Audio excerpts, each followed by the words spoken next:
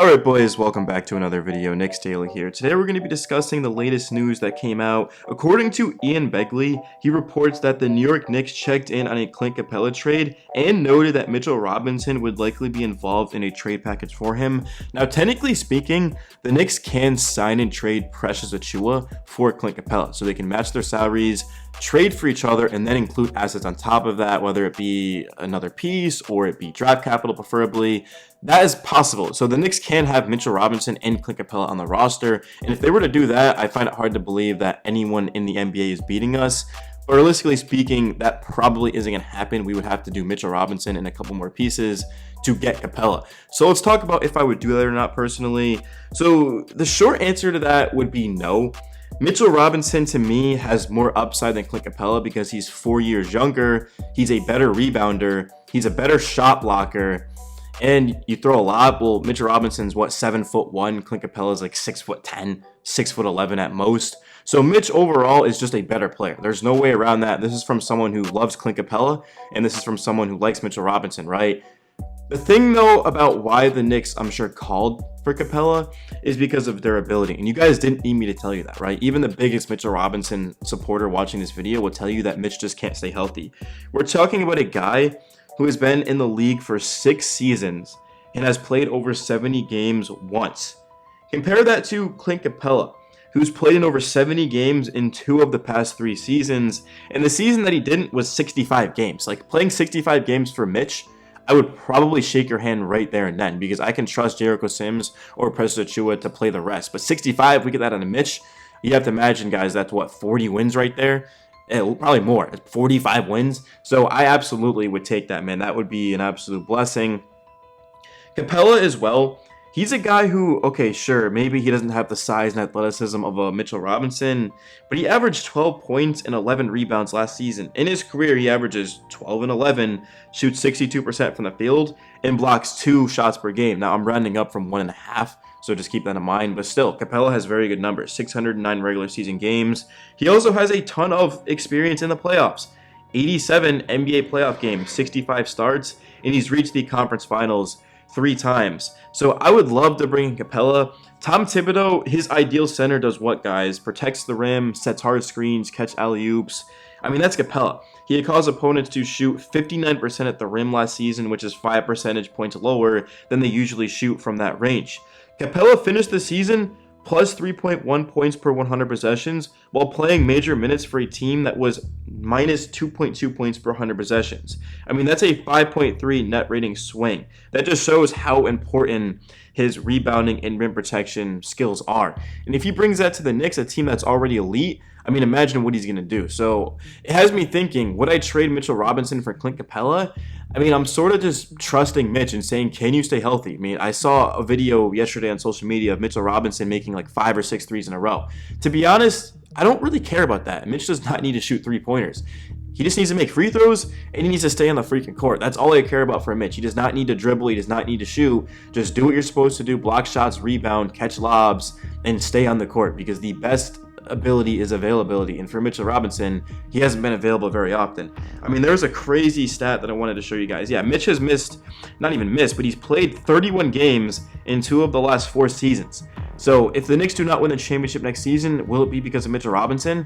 I mean, it could be. It legitimately could be, because if we have to go to Precious Achiuwa, Jericho Sims, Daniel Tice, we're absolutely, I can't say that on YouTube, I'll get demonetized, but you guys probably know what I was getting at, right? We're screwed. So that's where I'm at. And yes, a healthy Mitchell Robinson to me is better than Clint Capela, because the first 21 games of the season last year, Mitchell was averaging 5 offensive rebounds per game, which is just ridiculous. And he grabbed 17% of his team's missed shots while he was on the floor last season. So, I mean, that would have been second in the league if he qualified, but of course he didn't have the games to do that. In game 1 against Philadelphia, Mitch went up against Joel Embiid, and he held him to 7 points on 2 of 11 shooting, which is 18%. 0 of 3 from 3. I mean, that's just incredible, right? And of course, that was when guarded by Mitchell Robinson. That wasn't in the entire game, but it goes to show that Mitch's impact is through the roof because of his ability to rebound the basketball and to defend some of the top dogs in the league, right? If we're going to beat the Denver Nuggets in the finals, if we're going to beat the Celtics who have Porzingis, if we're going to beat the Sixers who have Joel Embiid, we need Mitchell Robinson. There's just no other way around it, right? Do we end up beating Philadelphia without Mitch? Well, Mitch missed time in that game, and Precious Achiuwa, I thought, did a hell of a job. But Isaiah Hartenstein, who got $29 million annually, was a guy that could not guard and beat, right? So that's just how it works, is Mitch has a lot to offer us, and I'm certainly looking forward to seeing what he does next season. Capela's making $22 million. Mitchell Robinson's making $14 million next season, so an additional $8 million in salary would be needed. Or again, they could sign Precious and give him the same contract as Capela, which would be insane. I mean, could you imagine giving Precious Achiuwa $22 million? I mean, he would be the biggest winner of free agency. D'Anthony Melton got like what, $13 million for a year, and all of a sudden Achiuwa gets $22 million. We saw Gary Trent Jr. sign for the minimum with the Bucks. And a guy like a Tyus Jones, who's coming off of a career year, who's one of the best pure playmakers in basketball, isn't even signed. That's not happening. Let's just face it. So Ian Begley did add that it's likely that the Knicks go into training camp with the roster they've assembled, plus a backup center plucked off the remaining free agency ledger, versus trading for someone such as Precious Achiuwa. Whoa, wow. So that's pretty much what I expected, but just hearing it officially from Ian Begley, who has sources, that's pretty crazy. So the Knicks more than likely are probably going to get a Dwight Howard, a Daniel Tice, a JaVale McGee versus go out and trade for someone. Now, let me explain this to you guys, right? So if you're still watching this point in the video, you're about to learn something about the Knicks that nobody probably would know. This was reported by Ian Begley. I watched him live say this. The reason why the Knicks more than likely haven't traded for a backup center is because teams are using leverage. So what essentially that means is that if you're the Charlotte Hornets, you know that the New York Knicks need a backup center. They lost Isaiah Hartenstein. You know they missed out on the top center free agents. You know they don't really have a lot of money. So in order to get Nick Richards, what they're doing is saying, hey, look, we need Miles McBride. It's as simple as that. If you want Nick Richards, we need Miles McBride. And because of that, the Knicks are obviously saying, hell no. They're not trading Miles McBride for Nick Richards. That would make absolutely zero sense. I mean, he's a part of our 8-man rotation, and he's young. He's 23. Not that Nick Richards isn't. He's 26 years of age.